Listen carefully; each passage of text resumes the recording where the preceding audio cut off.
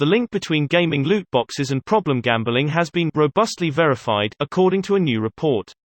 Here's a summary of the article. Getty Images. The link between gaming loot boxes and problem gambling has been robustly verified, according to a new report. The UK government is already considering whether gambling laws should cover such loot boxes. The upcoming Gambling Act review is set to look at the question, with the UK's House of Lords already having weighed in to say that loot boxes should be firmly regulated as games of chance. Loot boxes are a video game feature involving a sealed mystery box, sometimes earned through playing the game and sometimes paid for with real money, which can be opened for a random collection of in-game items such as weapons or cosmetic costumes. Many gamers do ascribe discrete financial values to loot box contents, based on purchase or resale price, suggesting that many loot boxes meet existing criteria for gambling regulation, the authors wrote. Among the authors' recommendations were that any regulation has extremely precise definitions to avoid any possible workarounds, that loot boxes are included in game labeling and age ratings, that the odds of winning items be clearly shown including the average cost of enough boxes to obtain a rare item, establishing spending limits, and more. Dr. James Close, one of the report's authors from the University of Plymouth, said the study had established the link between loot boxes and problem gambling behaviors. This post received a score of 29,000, with an upvote ratio of 96%. Here are the top comments in response to this article. I spoke to Peggy about loot box gambling games having a 3 cert and they told me that it's because FIFA in this case doesn't replicate a casino.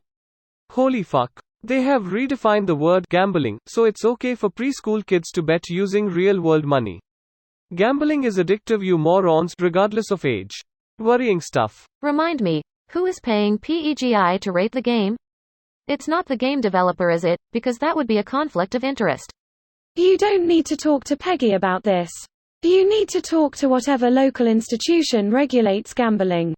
That is what we did. We sent him letters pointing out how it was gambling and intentionally exploiting and inciting addictive behavior. They investigated, banned that shit, and fined the company for not following gambling regulations. I had a friend in high school who spent $1,000 on Black Ops 3 loot boxes. It's immoral that they market this towards kids. I had a friend whose father asked to borrow her card because he'd depleted his on some generic mobile games microtrash. He had a long history of addiction, primarily to alcohol, and he ended up filling the hole with these games. Microtransactions in pointless phone games should straight up be illegal. If you think about it, the only people who benefit are shareholders, and it's at the cost of the financial stability of addiction-prone people. Not to mention that it's ruining the quality of all games in the industry as well. Greater than the only people who benefit are shareholders, and it's at the cost of the financial stability of addiction-prone people. You can say this about a lot more things in Western society than loot boxes. This is capitalism in a free society, baby. Those types of games are a fuck-ton more common in Asian countries.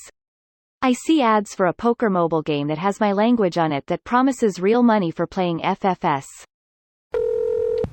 I am a few months microtransaction free and I can honestly say I haven't felt this good about gaming in a long time. MT and loot boxes are the cancer everybody thinks it is. Edit to everybody who replied with your struggles, I feel your pain. I have largely lurked on Reddit and will be going back into my cave where I belong. Congrats, dude. Keep it up. That shit is insidious and you're better off with it out of your life. It's because companies don't make their money from the $60 purchase of the game. Just good enough for you to buy dumb shit inside of the game itself. That's what every publisher is striving towards, and trust when I say I take enjoyment seeing live service games Anthem and Marvel Avengers flop and lose the publisher millions. Support single-player games and non-loot box and non-microtransaction games. This video was automatically created by Reddit to speech. The article and comments in this video were selected from Reddit according to their upvotes, and any paraphrasing was performed by smmry.com, without any human intervention.